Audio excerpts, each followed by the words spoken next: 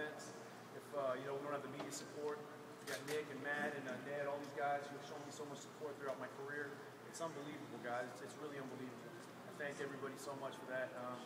I can't have these big fights without you guys, so you guys really make my career. I want to thank my sponsors. I want to thank the DoubleTree Hotel for playing host to this entire event. I want to thank Youngblood Nissan for giving me that beautiful green souped-up exterior outside to ride around town for the month, the great help they do. D. Wampler, Downstream Casino, all the big people who officially make this event possible. I want to thank Wes Slay. This gentleman has stepped up unbelievably. A great, great business mind, a very smart guy, and really just a big, big fight fan. He loves good fights, so he refuses to put any fight on the card that's not going to provide entertainment for you guys, the fans. So that's the kind of promoter I like having on my side. This has been a long time coming, guys. There's been times in my life where I haven't been allowed to fight, and now here I am fighting 2 times in less than 90 days. Why? Because I love to fight, and that's really all there is to it. We talk about, me being one step away. It seems like it's right around the corner, but I think back to when I had my first fight when I was 9 years old. I was 76 pounds. I was, 9 years old. My father told me, he goes, listen, if you want to be a fighter, you got to take it serious. He goes, I'm not going to put you up in the ring and, have you go out there and get hurt. So I took it very, very serious. When I was in 3rd grade, I started waking up. My school started at 8:15. I started waking up at 6:15 to make sure that I could run 3 miles before school every day. Now, when I was 9 years old, it didn't seem like that was that far of a distance, but looking back on it now, as a 9-year-old running 3 miles before school every day, that kind of just started the habit, started the pattern for me, what would carry on for the rest of my entire career. 122 amateur fights later, 112 wins and 10 losses, fighting in Korea, China, France, Australia, Germany, having defeated all those countries as an amateur, being a 2-time U.S. national champion and #1 guy for the 2004 Olympic team before I turned pro in 2003. All those events have given me confidence for standing up here right now. I have no fear. I sleep like a baby the night before the fight. You know why? Because I've worked my entire life. It doesn't matter if it's 1 step, 10 steps, nothing is going to stop me right now. I'm not on a mission because I'm fighting in Springfield. I'm just on a mission, period. Whoever I face right now will not see the final belt. I guarantee. My man on my right-hand side over here, he's a very sturdy guy, has never been knocked out. And they said, this is the guy we want you to fight.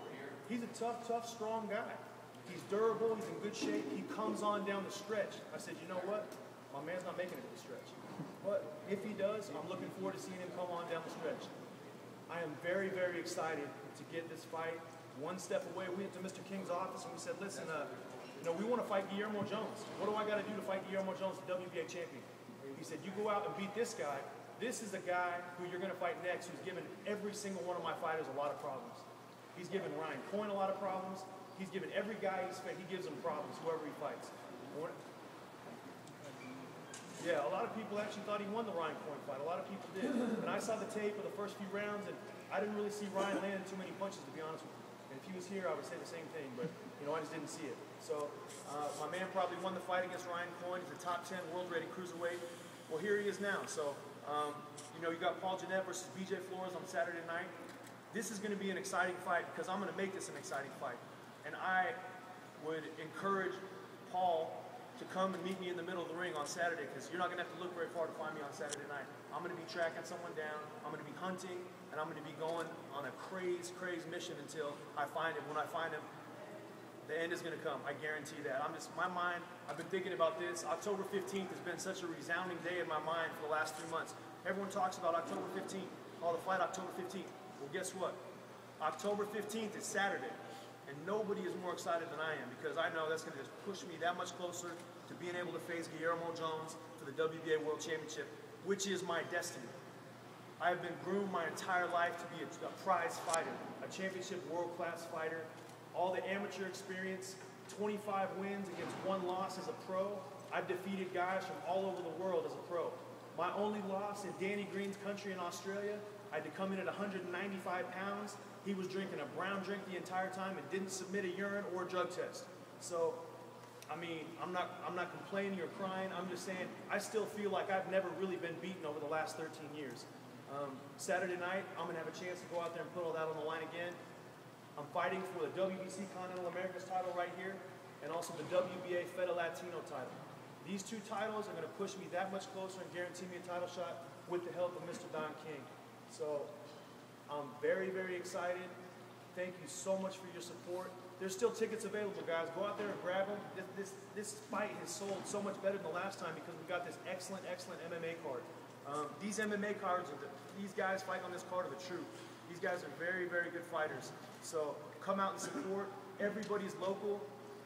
We're donating a portion of all ticket sales to Care to Learn, a charity foundation that provides hygiene products for junior high and high school students. This is a very important cause, guys. It's something I believe in, something that I stand behind personally. This is something that's noteworthy and something we can do to make a difference in the community. And I would recommend and encourage everybody to stand behind this cause with me, because this is something very important. And it's not fair that young kids have to go to school without their basic needs being met. So come out and support the fight. Bring your family, bring your friends. Enjoy a great night. And please, I tell everybody this all the time, the more people at the fight, the better I fight. And the louder you yell, the harder I fight. I bring all that energy from the crowd into the ring with me. And when I go to the middle of the ring and I touch gloves with my man here on the right-hand side, I hit the switch and all that energy comes out. So I need everybody to show up. I love you guys and appreciate you guys. And like I said, me as a fighter, I am nothing without my fans.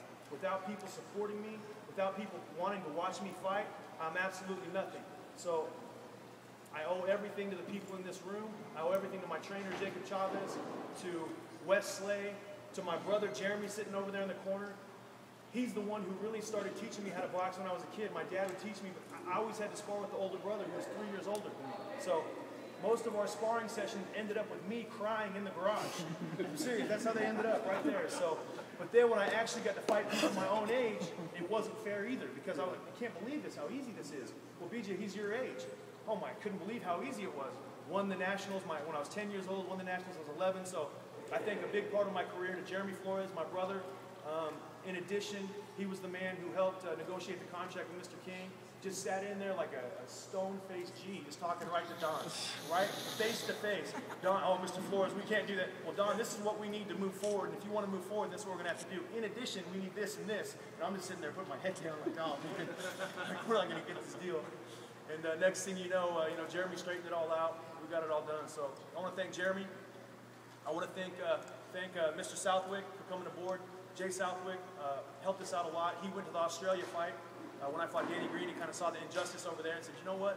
I want to step up and help do everything I can possibly do to get you in position for a world title fight, because I know you have the ability. And the Australians know what they saw that night. So, Jay, I want to thank you for helping us out. And, just everybody, all my team, Team Flores, we are on a mission right now. I will not let you down on Saturday night. Come check it out, and thank you very much.